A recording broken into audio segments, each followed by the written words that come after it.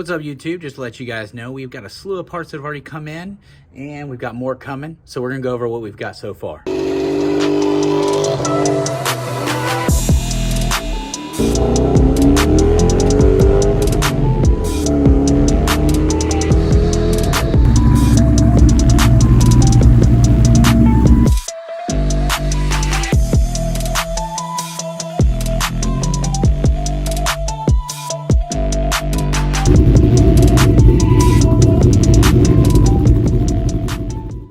All right, guys, so what we've got is we got a whole bunch of new parts that have come in, and we still have plenty more coming. So this is just a little bit of it. We're missing a tubular front and rear bumper supports, but we did get a few new things, so we're gonna go through them. And here are just some of the parts. First off, we went with the pace setter long tubes. It's price-wise, economical. I think they'll do just fine. I'll probably send them out for Cerakote and have them, sandblast and whatnot. Did get the O2 extenders and got factory multi-layer steel gaskets for those. And since I'm going to have to drop the K-member to install these, I went ahead and got UPR's tubular front K-member, the chromoly setup. Also what we did is we opted for coilovers. I'm still waiting on the caster camber plates to come for those.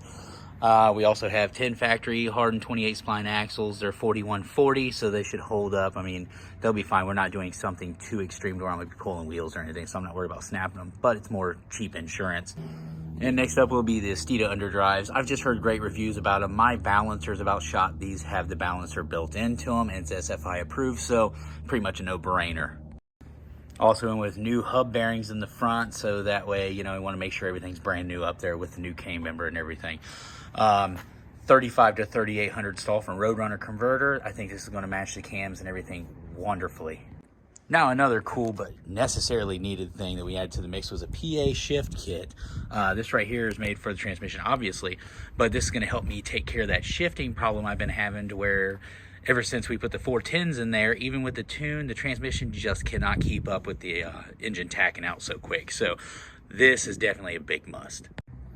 Now, to complete the rear stuff, we've got the UPR chromoly upper and lower rear control arms. I'm still waiting on the torque box reinforcements to come in, but those are going to be really nice to have because my rear end does shift a little bit. The bushings are shot.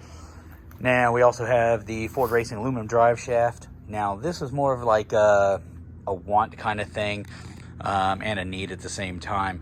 My U-joints in my drive shaft are pretty much shot, so instead of just doing that, I just went ahead and bought the whole new setup, and I figured it'd pair great with everything else.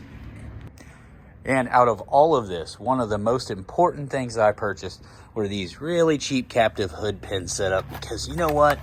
If any of you see my older videos, you'll see that on my first Mustang, the hood flew up and wound up totaling that car. So these right here, I don't care if it is a stock hood or not, they're a must to me, and I'll probably never run without them at over highway speeds.